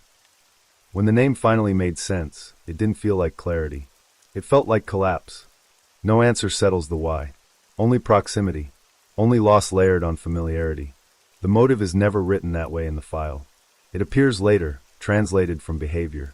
Remove the obstruction. Remove the person between him and Lily. That logic surfaces only after everything else fails. On December 5, 2006, Eric Koppel enters a plea. 2 counts. First degree. No trial. The agreement is conditional. Life without parole. The death penalty taken off the table. That decision follows consultation. Families first. They ask for duration, not finality. We wanted him alive long enough to understand it every day. Sentencing brings structure back into the room. Order. Time limits. Standing positions. Arlene speaks. Directly. Without notes. She names the betrayal. Friendship acknowledged, then revoked. The repetition of the act is emphasized more than the act itself. The knife is mentioned. Then mentioned again. Then again. The statement ends by withdrawing attention. A deliberate erasure. Lily speaks next. Lily Prudhomme does not distance herself from him. Her words shock the room. They do not shock Arlene. Sympathy does not move in expected directions. No one attempts to interpret it aloud. Eric speaks last. His voice breaks unevenly. He says he was afraid, that his relationship was failing, that he is shattered by regret. Some believe the tears. Others do not. The distinction is noted quietly. Remorse for loss versus remorse for consequence. Sentence imposed. Life without parole. Afterward, Lily files for divorce. No explanation attached. The case closes officially. Justice, in the procedural sense, is complete. Lauren remains outside that structure, still living forward with fragments that do not file cleanly. She maintains a belief formed earlier, during the investigation, about continued connection after death. She speaks to Adrian and Leslie daily, not ceremonially, as routine. Leslie's life leaves a separate record. Before the murders, before the file, she worked in child abuse prevention, fundraising, advocacy, practical outcomes. In 2010, Calvary Home for Children establishes the Matsara Cottage. Named, permanent, a shelter built forward from absence. Adrian's presence persists differently. In ordinary objects, in a car left unchanged, the radio preset remains. No reason given. The sound comes on, and the day feels survivable. The final note in the file is not part of sentencing. After arrest, before processing, Eric asks to be killed. Says prison is not a life. Requests a knife. The request is denied.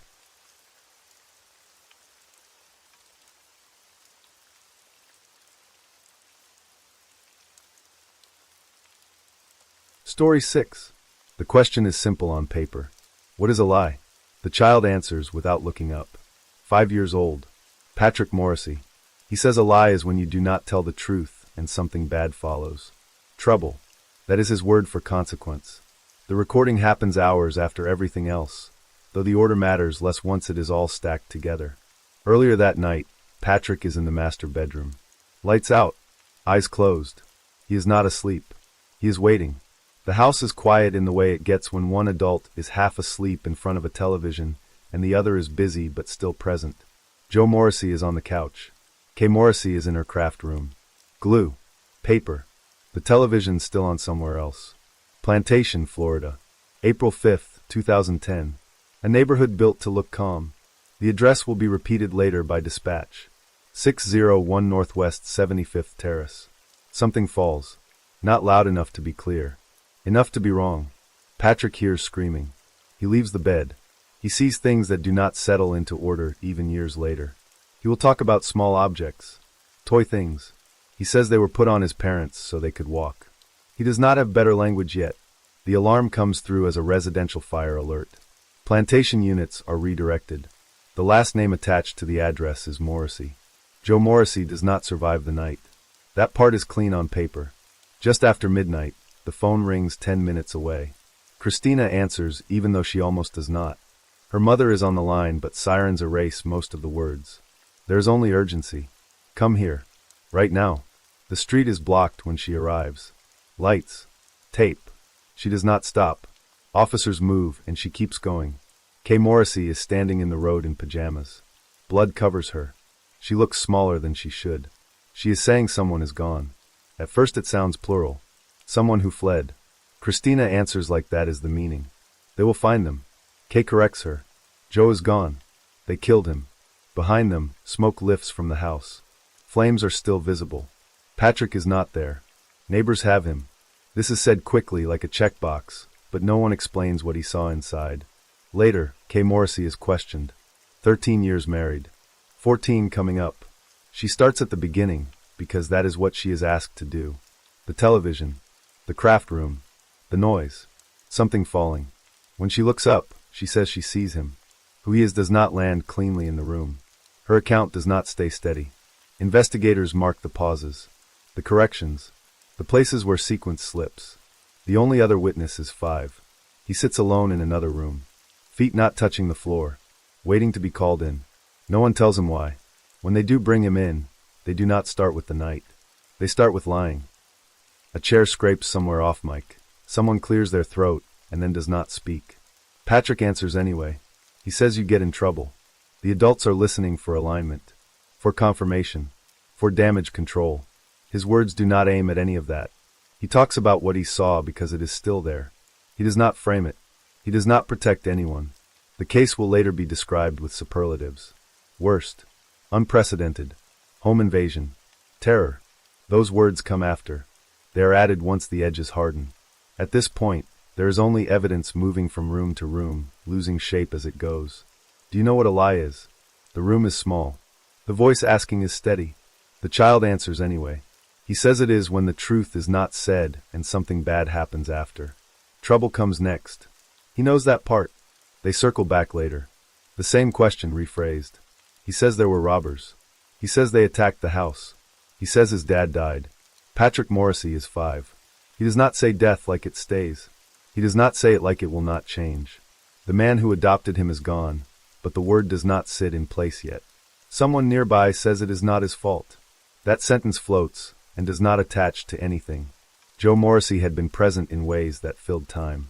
Hands-on. Constant. That is said like a correction, not evidence. They ask if Patrick was awake. He says sleeping. Then he says he woke up by himself. The order matters, but not enough to stop the question. He says a gun was put on his mom and dad's head. He says it once. Less than a full day passes. April 6th. A knock on a different door. Randy Tundador is home watching television. He is 43. 2 sons.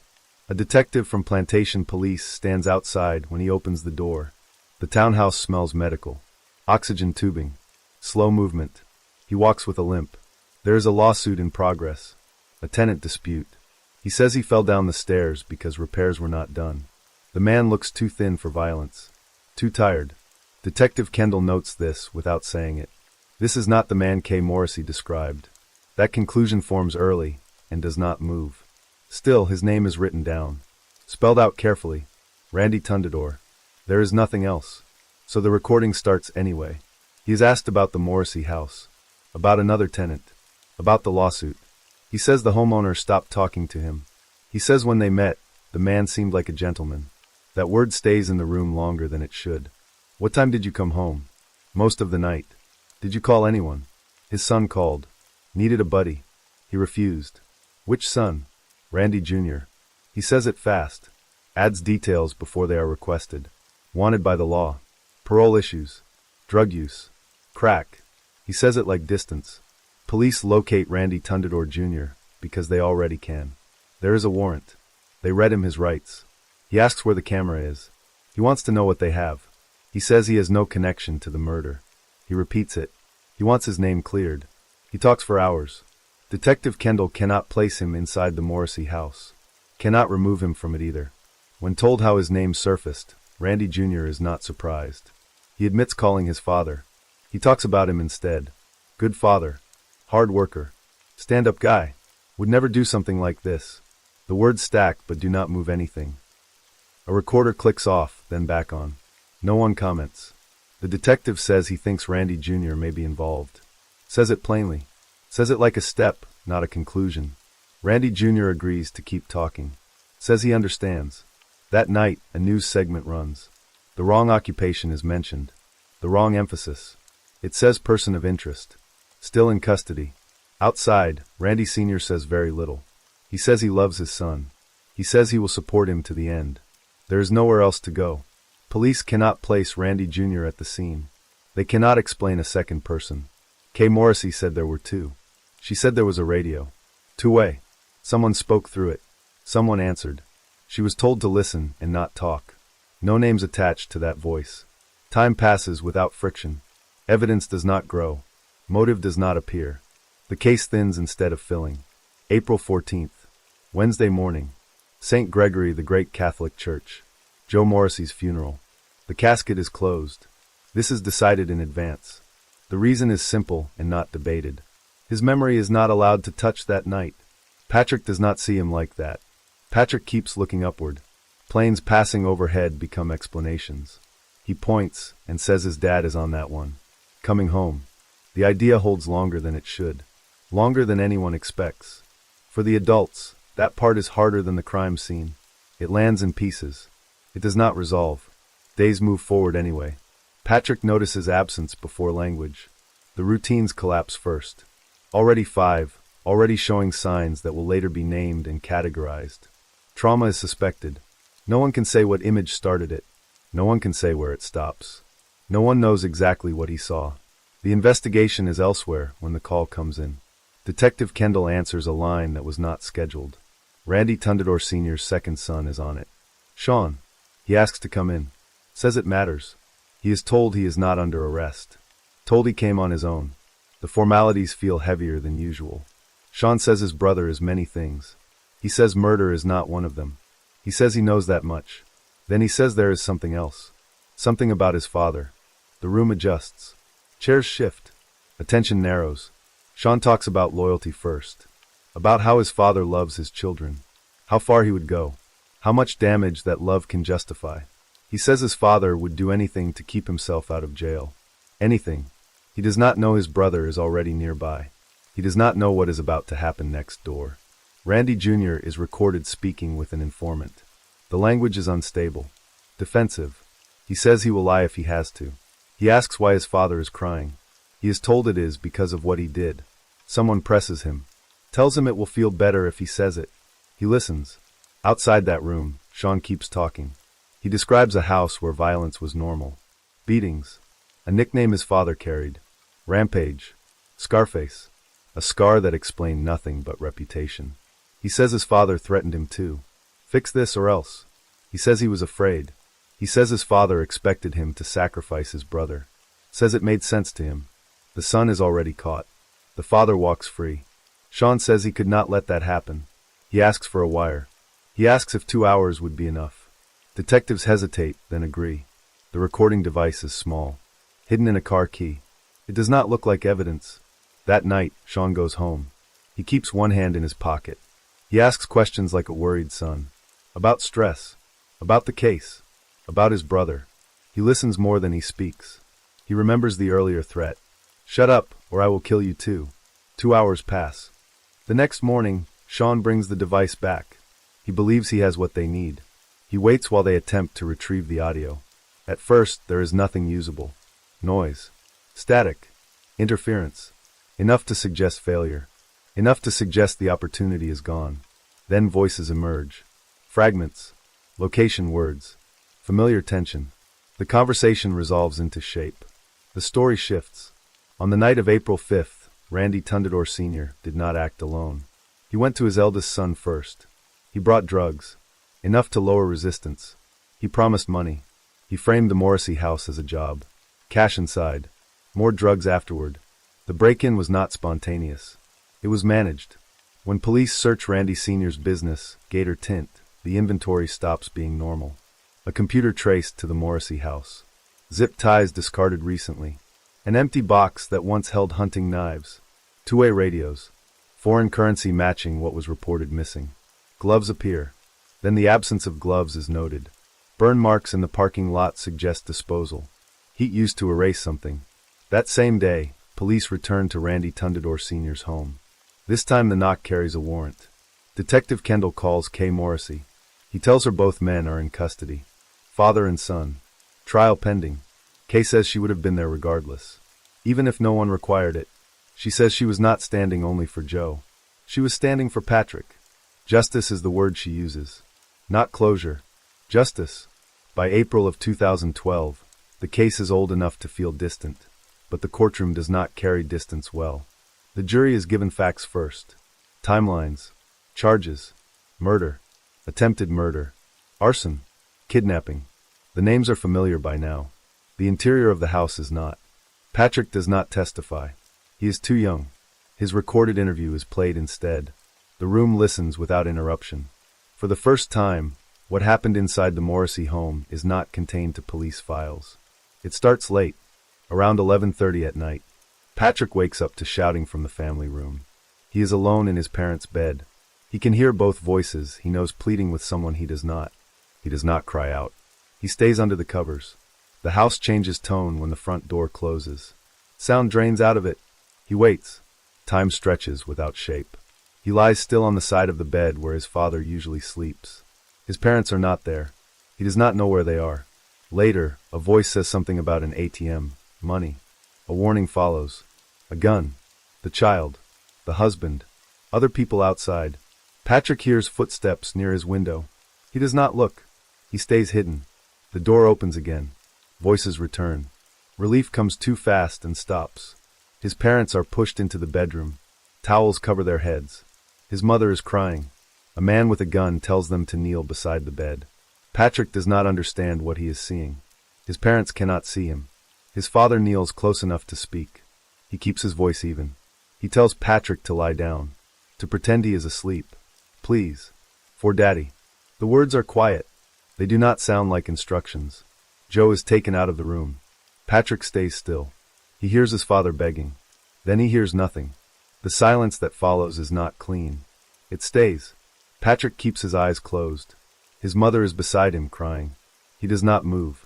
He waits for his father's voice to return. It does not. Sometime later, the house makes a different sound. Fire. Flickering. In the kitchen. His mother wakes him. Her wrists and ankles are tied. The smoke is already thickening. Patrick runs. He knows where the scissors are. He cuts her free. That part is played without comment. In the courtroom, no one speaks when the recording ends. The sequence does not invite it. The child did not know he was doing anything remarkable. He was following directions, then responding to what was left. Kay leaves the stand. The next witness is unexpected. Randy Jr. testifies. He does not minimize his role. He admits to what he did. He speaks against his father. He says the planning came from him. He says it was wrong. He says a father should protect his children, not use them. The contrast is not stated. It does not need to be. The jury does not deliberate long. The verdict is unanimous. Randy Jr. receives 40 years for his part in the killing. Randy Sr. is convicted on 10 felony counts. Murder, attempted murder, arson, kidnapping, armed robbery. The sentence is death. Someone later mentions the sound of the handcuffs. The click stays with them longer than the words. Sean loses both his brother and his father. That is not disputed. He says he chose differently because the cycle had to stop somewhere. He says the recording mattered. Without it, the outcome might not have been the same. A woman in the gallery presses her hands together and does not unclasp them. Patrick and his mother leave the courthouse together. They do not speak to cameras. Their lives continue without ceremony. That is the point. What remains of Joe Morrissey is not the night he died. It is what followed. A child who listened when he was told to lie still. A child who moved when there was no one else left to do it. They live. That is not a conclusion. It is an ongoing fact.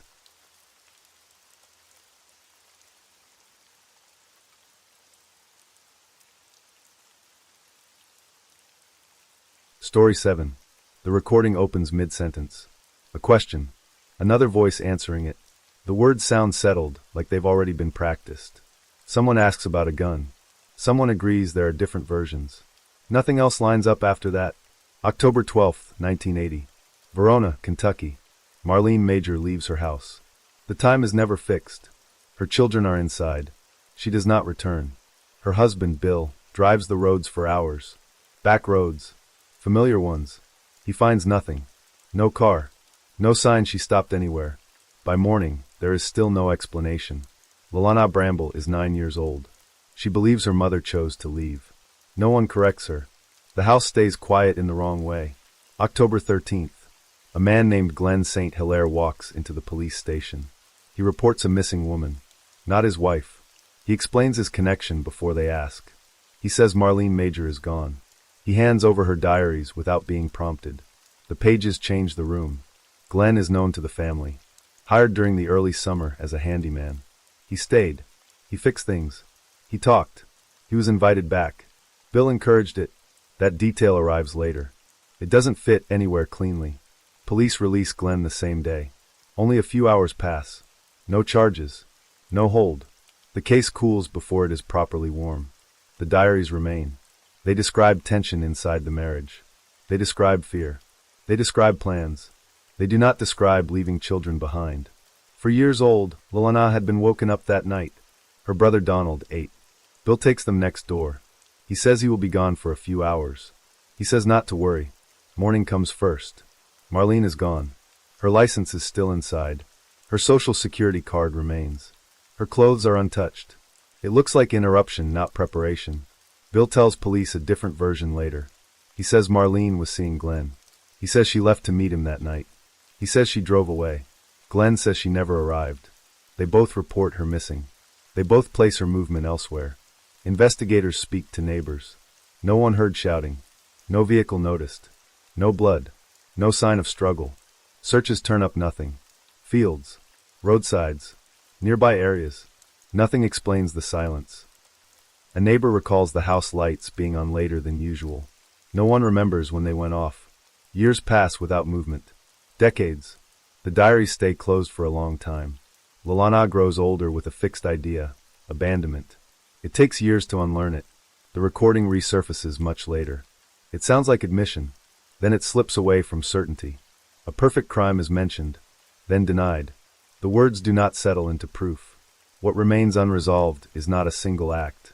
It is the order of things. Who knew first? Who left last? Why the children were moved? The case stays open in pieces, not pages. And the disappearance never explains itself. Nothing turns up nearby. No ground disturbance. No abandoned vehicle. No trace that can be followed. So the search is flattened and sent outward. Marlene Major's physical profile is circulated. Dental records copied and faxed across the country. Again and again.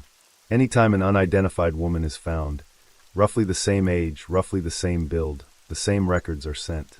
Sometimes more than 20 times. Most come back empty. Glenn St. Hilaire stays present. He calls. He asks questions. He appears concerned in a way that does not exhaust itself. He brings something else. A diary. Marlene's handwriting fills it. Not dates, not schedules. Warnings. She writes that her children are in danger. No names. No acts described. Enough to be unmistakable. Not enough to be used. The problem is legal, not emotional. The entries are vague. They do not point to a single chargeable event. Diaries are not testimony. Investigators read the pages. They put them back. Nothing can be built from them yet. The diary goes onto a shelf. It stays there for years. The children never see it. No one explains what was written. At that stage, there are two possible suspects. There is still no evidence. Both men go home. Days later, Bill packs up the house. He takes Lilana and Donald out of Kentucky. They relocate to Pawtucket, Rhode Island. Lilana thinks it is temporary. That belief does not last. They are told this is where they live now. Late October, 1980. Not long after, Bill sits them down. He does not soften the explanation. Their mother, he says, left them. Ran away with another man. Will not be coming back. He adds more. Drug use. Alcohol. Words that a child does not have context for. Lilana stays still. She does not argue. She does not understand. One thought settles anyway. With her mother gone, no one is between them and their father. Back in Kentucky, the file does not move. There is no body. No charge to pursue. It is not labeled a murder. It cannot be. Hope remains, but it thins. Months pass. Lilana waits. Even believing she was abandoned does not stop the waiting. She listens in the mornings. In the half-waking moments. She expects a knock. It does not come. By 1981, they have been in Rhode Island for a year. From the outside, nothing appears wrong. Inside the house, the atmosphere shifts. Questions about Marlene trigger anger. The responses escalate. The violence becomes routine. Bruises become something to hide. School becomes complicated. A teacher asks once about the marks. The answer is rehearsed. It worsens. Bill's threats change shape. He tells Lilana he will kill her brother. He tells Donald he will kill his sister. The threat is never abstract. It is immediate. It works. What he demands is not recorded in reports at the time. What matters is control. Kentucky investigators remain stalled. No new evidence. No witnesses coming forward. No remains recovered. Without proof of death, there is nothing to prosecute. By 1984, the case still sits open, unresolved. 3 years pass without correction. Time moves, the case does not. Lalana is 8. Her mother is still missing. No updates reach the house. Someone knows something. That thought sits without a place to land. One afternoon after school, Donald is elsewhere. Friends. Noise. Distance.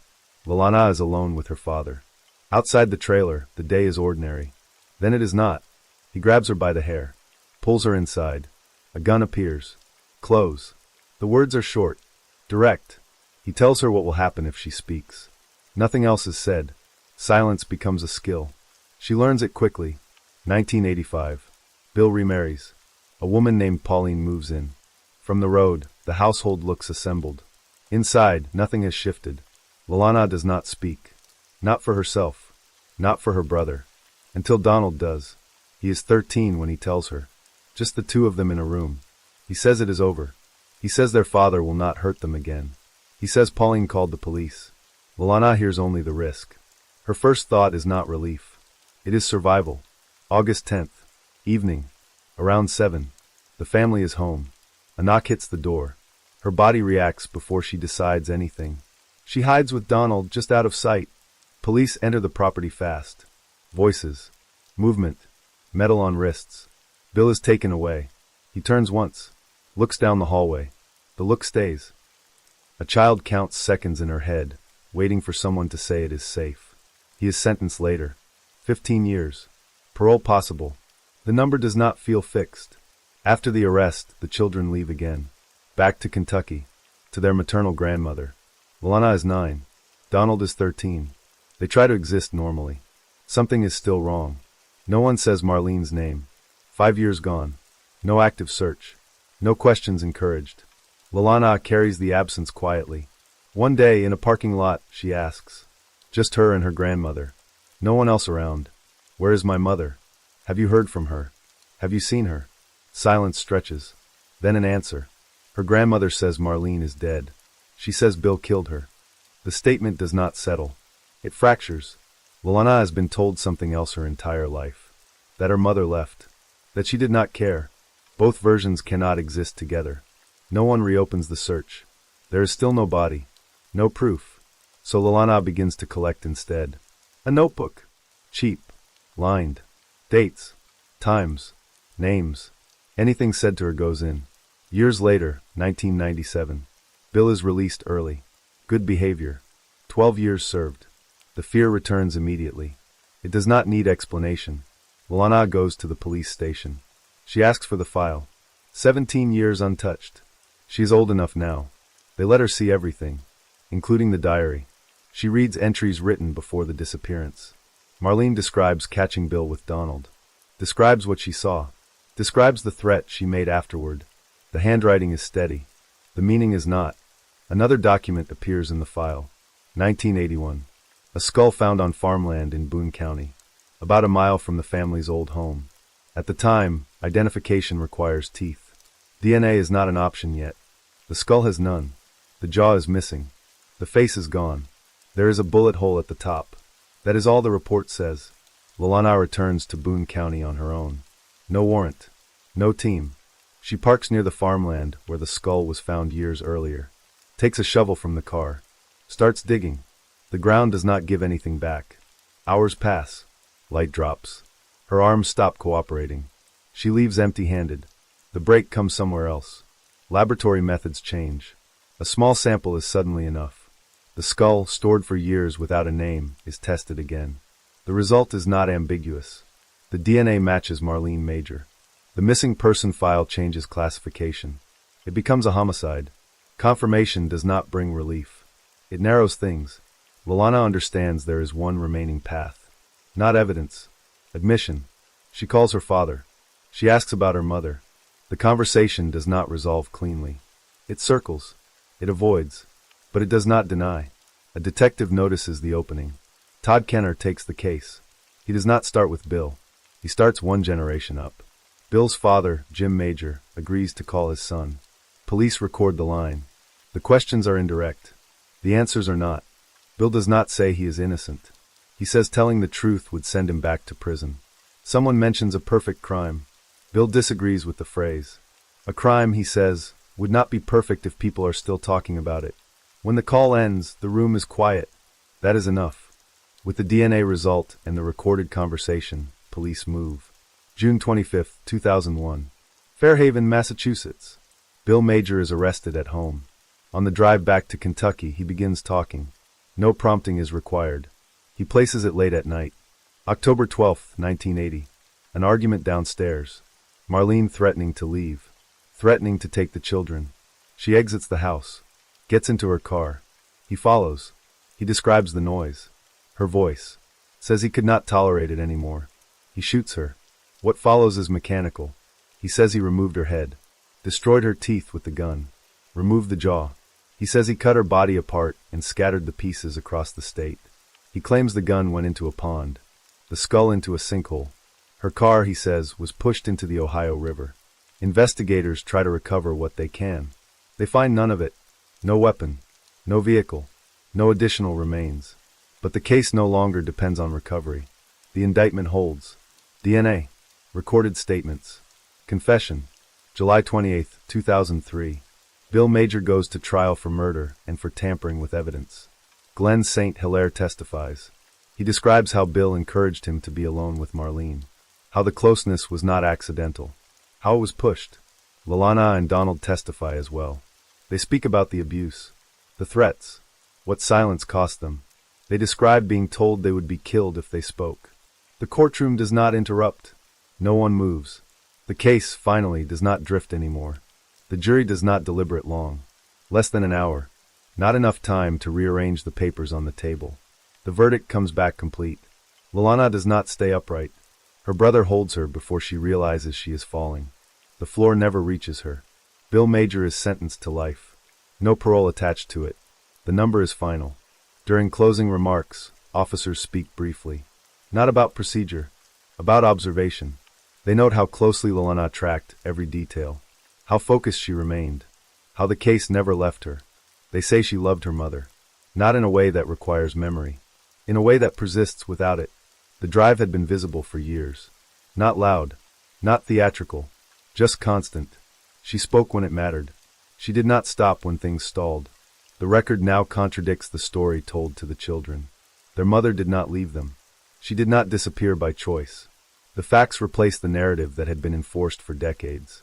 Marlene Major tried to remove her children from danger. That is what remains consistent. The rest was silenced. A deputy later says the room changed when the sentence was read. No one asked how. Lalana says fear had been the constant for most of her life. Fear of what he might do. Fear of what he might still know. After the sentence, the fear does not transform into relief. It empties. She describes it as nothing. Donald stays close. He always had. They do not frame it as recovery. They just keep going. Time passes again, but differently now. The case file closes. The outcome holds. What remains is not triumph. It is absence redefined. Marlene's actions are no longer speculative. They are documented. She tried to protect her children. That effort cost her life. Nothing else in the record changes that. That brings us to the end of tonight's stories. Some stories leave behind answers. Others leave questions that stay with the people who were there. For now, though, you can let these stories rest. Thank you for spending part of your night here with me. Wherever you're listening from, I hope the rest of your night is quiet and peaceful. Take care of yourself, and good night.